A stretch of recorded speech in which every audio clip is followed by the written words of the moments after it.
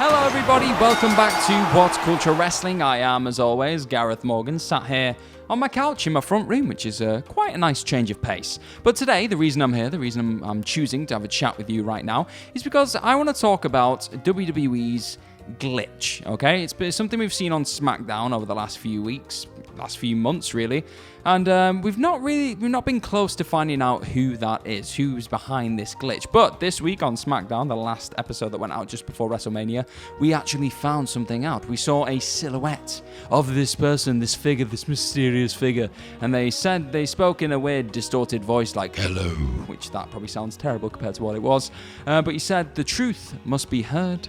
And yeah, they were asking if we've been paying attention. Well, I think I have been paying attention. So I am Gareth from What Culture Wrestling, and here are 5 possible culprits behind the recent WWE TV glitches.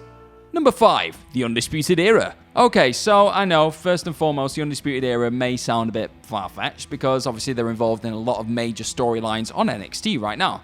Obviously, you've got Adam Cole going up against Velveteen Dream, and you've got a lot of things, a lot of variables that means that they may have to stay on NXT. But their mantra is pretty much to shock the system. Is there a better way of shocking the system than bringing down the system in a way, by glitching it, by hacking into the actual SmackDown way of doing things right now? It seems like this entire thing has been a way of destroying Otis, and in sense, with that, it's been destroying heavy machinery. So could this be the Undisputed Era's plan? Could they be trying to target every single team in SmackDown and breaking them down from the inside by using these glitches, maybe finding footage on everybody and just causing a lot of civil wars and infighting so that they can finally appear and be like, haha, we've destroyed SmackDown, now let's run the show. It could happen. Obviously, the colour scheme's a bit off. It's not quite the black and yellow that's been the glitch, but let's say they did that. If they did do a black and yellow circle glitch, maybe that would give things away a bit too easily. We'd be like, oh, it's the Undisputed Era straight away. So I think this one might not be as far-fetched as it first seems. Number 4, the IKonics. And speaking of far-fetched, this one, again, is... You could look at it as a bit of a throwaway, bit of a banter joke, but if they pulled it off well, this could be a completely different character, or a complete character evolution for these two. There was a lot of talk, obviously the IKonics have been off television for a while now, there was a lot of talk of them having their characters completely shifted and being repackaged before they came back. This could be a decent repackage if they became this duo of cyber hackers. Do you know what I mean? If they just brought down WWE from the inside and went on a tear through all the women's division or the women's tag division, whatever they wanted to do, if they did that through hacking into the system, I think that could be a very interesting way to go. It'd be very interesting to see how they... I think the distorted voice thing would be quite cool as well, because if they've just been putting on American accents and distorting them in that voice, that covers them up. I think if you heard the Australian accent straight away on that segment last night on SmackDown, it would have been a bit of a giveaway. Be like, oh yeah, I know exactly who that is, or it's Buddy Murphy. Either way, which again it could be, but no, we're not going to go into that. So it'd be quite interesting. I'd love to see it. If this was a ploy just to break up Mandy and Sonya, which it looks like it's caused a bit of friction between them. You could have then a feud between Sonya and Mandy against whatever they're going to be, the IKonics or the Technologics, God knows. You could have that, and then you could have the Technologics, let's call them, using this new way of this new hacking power to cause a few glitches mid-match, cause the lights to go off, cause the Titantron to start flickering, or just do something to distract their opponents so they can get a win. I think that'd be quite interesting. Whether it happens or not is anyone's guess. I think we might be being a little bit hopeful there, but weirder things have happened. Number 3, Dolph Ziggler. Okay, now I think we're tiptoeing towards the more realistic entries probably on this list, even though the other two would be quite interesting either way.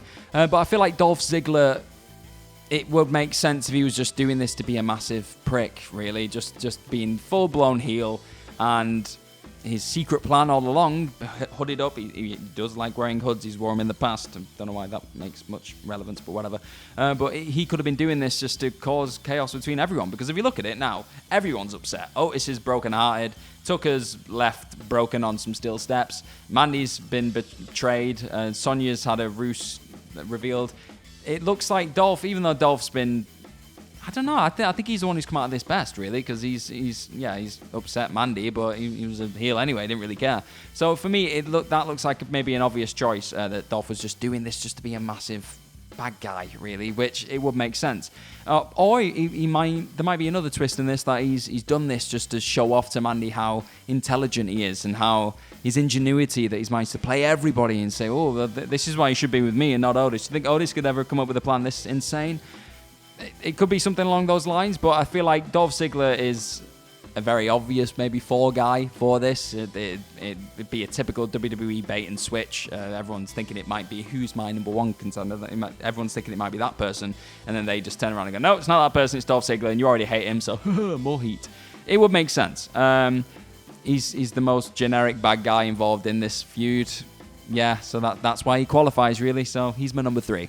Number 2, Sonya Deville. Right, so this is where WWE could potentially fall into something that they do enjoy doing, they have done in the past. It's this idea of the friend being the mastermind all along and just using that friendship as perfect cover, really, to make them you least suspect your friends to be your enemies. It's that idea that they've done in the past with Triple H and Shawn Michaels, other various feuds. They like doing it. It'd be really interesting if they pulled that switch here with Sonya. If Sonya had been doing this, obviously, she could see early on that Otis's involvement with Mandy was both a positive, but then it could lead to distractions later down the line. She could just be fed up with Mandy. She could just feel like she's being weighed down. A lot of people spoke about Sonya's potential. She could potentially be this brilliant standalone star that could go for gold and everything else. But she could see that as she's been weighed down. She's been weighed down by Mandy's, I don't know, her distracting career as a model and everything else, and obviously they've modeled together as well. There's things like that where she could say, oh, you've pulled me away from what I should be doing. I should be a wrestler, I should be a performer, and you're making me go down this glamour route. There's a lot of story there, and this could be a long-winded way of her just completely breaking up the team. I don't know what they could do in terms of explaining why she had to go down the hacking route, and she had this secret ability to be able to, I don't know, stockpile all this information and go about it in a really devious way. It's interesting, but I'm just not sure how they'd explain that. I'm open for interpretation. I want to see what happens. But yeah, I think it would make sense. It'd be interesting then to have a Mandy-Sonya feud going forward, where Sonya, is just trying to put behind Mandy. And Mandy, I don't know if Mandy would have anybody in a corner from there on out, because it seems like she's broken Otis's heart in a way. Dolph seems to be out of the question now because she feels betrayed by him. So it might just be Sandy. Yeah, that's Sonya and Mandy together. It might just be Mandy on her own, fighting back, trying to take down Sonya and prove that she could be a single star on her own as well. So I think a lot of potential for Sonya if she is the person behind these glitches. But I think realistically, it's probably going to be our number 1, who we're going to get to right.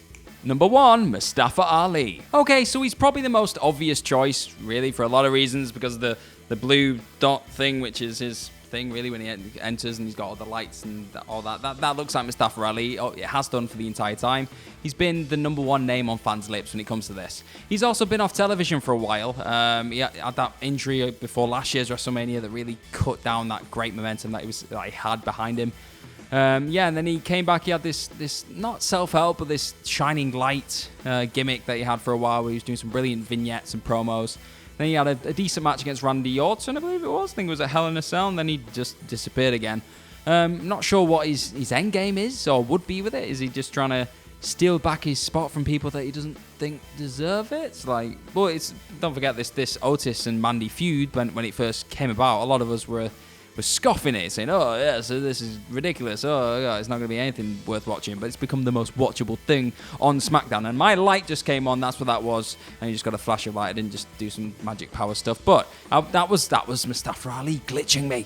But yeah, also a bit of a scoop here. Just going to get my information up here. We've had a scoop from Twitter regarding what we think could be more clues to suggest that this is Mustafa Ali. A person who I just want to make sure I get your name right.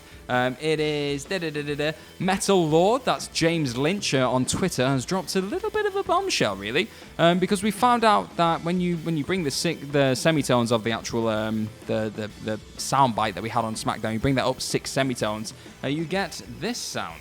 If you can hear it. Were you paying attention? I told you.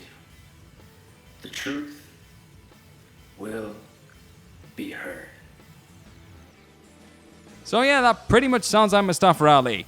So I'm not sure if that just really makes this entire list pointless. But yeah, it looks like that is Mustafa Ali. So let me know what you think about that in the comment section below. If you think it is Ali based off that, or do you think this is just another double thing where they're just trying to make us think it's one thing, baiting and switching us yet again, make us think it is Ali, and it might actually be the Undisputed Era. It might actually be the IKonics without their Australian accents. You never know. This could still be part of the ruse.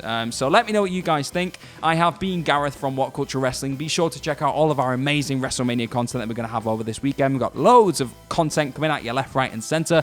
Also, be sure to head on over to What Culture Combat for more things involving me, my bald head, and MMA stuff, which is pretty cool. And yeah, in the meantime, look after yourselves, and I'm sure I'll see you soon.